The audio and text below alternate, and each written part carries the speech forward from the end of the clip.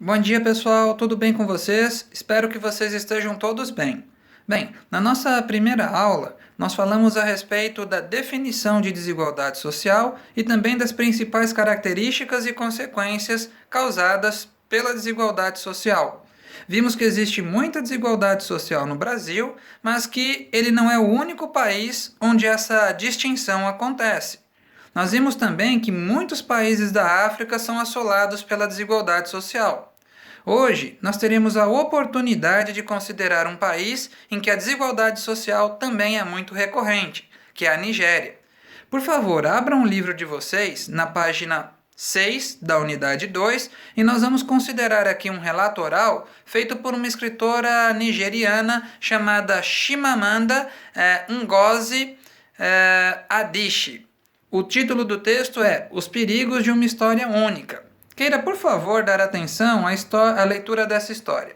Diz assim: Eu sou uma contadora de histórias e gostaria de contar a vocês algumas histórias pessoais sobre o que eu gosto de chamar de os perigos de uma história única. Eu cresci num campus universitário no leste da Nigéria. Minha mãe diz que comecei a ler com 2 anos, mas eu acho que 4 é mais próximo da verdade. Fui uma leitora precoce, e o que eu lia eram livros infantis britânicos e americanos. Também fui uma escritora precoce, e quando comecei a escrever, por volta dos 7 anos, histórias com ilustrações em giz de cera, que minha mãe pobre era obrigada a ler, eu escrevia exatamente os tipos de história que eu lia. Todas as minhas personagens eram brancas, de olhos azuis. Elas brincavam na neve, comiam maçãs, e falavam muito sobre o tempo e sobre como era maravilhoso o sol ter aparecido. E escrevia sobre isso, apesar de morar na Nigéria e de nunca ter estado fora da Nigéria.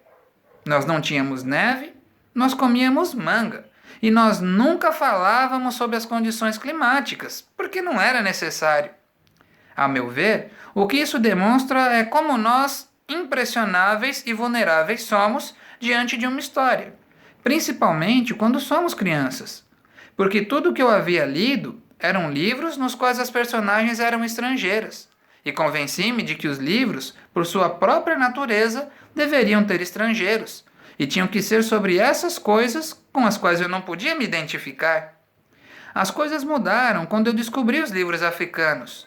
Não havia muitos disponíveis, e eles não eram tão fáceis de encontrar quanto os livros estrangeiros. Mas por causa de escritores como Chinua Achebe e Kamara Laye, eu passei por uma mudança mental em minha percepção da literatura. Percebi que pessoas como eu, meninas com pele cor de chocolate, cujos cabelos crespos não podiam formar rabos de cavalo, também podiam existir na literatura. Comecei a escrever sobre coisas que eu reconhecia. Bem, eu amava aqueles livros americanos e britânicos que lia.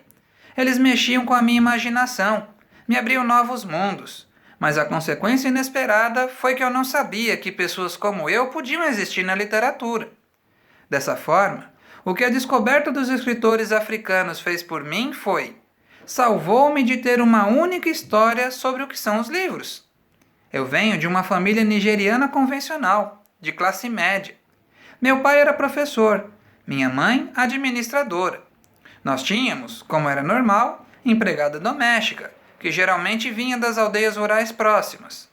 Quando eu fiz 8 anos, arranjamos um novo menino para a casa. Seu nome era Fidi. A única coisa que minha mãe me disse sobre ele foi que sua família era muito pobre. Minha mãe enviava inhames, arroz e nossas roupas usadas para a família. E quando eu não comia tudo no jantar, minha mãe me dizia: termine sua comida. Você não sabe o que pessoas como a família de Fidi não têm nada? Então eu senti uma enorme pena da família de Fidi. Num sábado, nós fomos visitar a aldeia de Fidi e sua mãe nos mostrou um cesto com um padrão lindo, feito de ráfia, seca pelo irmão. Eu fiquei admirada. Nunca havia pensado que alguém em sua família pudesse realmente criar alguma coisa. Tudo o que eu havia ouvido sobre eles é que eram pobres. Assim, havia se tornado impossível para mim vê-los como alguma coisa além de pobres. Sua pobreza era minha história única sobre eles. Anos mais tarde, pensei nisso quando cheguei à Nigéria para cursar a universidade nos Estados Unidos. Eu tinha 19 anos. Minha colega de quarto americana ficou chocada comigo. Ela perguntou onde eu havia aprendido a falar inglês tão bem e ficou confusa quando eu disse que, por acaso, a Nigéria tinha o inglês como língua oficial. Ela perguntou se podia ouvir o que ela chamou como minha música tribal e ficou muito desapontada quando eu toquei em minha fita da Mariah Carey. Ela imaginou que eu não sabia como usar o fogão. O que me impressionou foi que ela sentiu pena de mim antes mesmo de ter me visto. Sua posição padrão para comigo, como uma africana, era um tipo de arrogância bem intencionada, piedade. Minha colega de quarto tinha uma única história sobre a África, uma história de catástrofes. Nessa única história, não havia possibilidade de os africanos serem iguais a ela, de jeito nenhum. Nenhuma possibilidade de sentimentos mais complexos do que piedade. Nenhuma possibilidade de uma conexão como humanos iguais. Após ter passado vários anos nos Estados Unidos como uma africana, eu comecei a entender a reação da minha colega para comigo.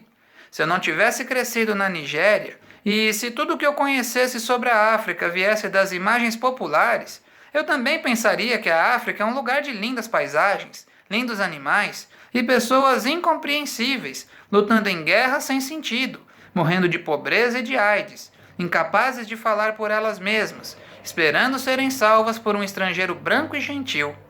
Eu veria os africanos do mesmo jeito que eu, quando criança, havia visto a família de Fidi.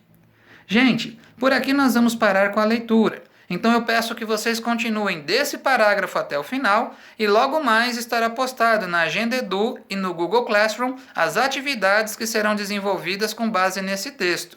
Espero que vocês tenham gostado da nossa aula e até a próxima oportunidade. Obrigado!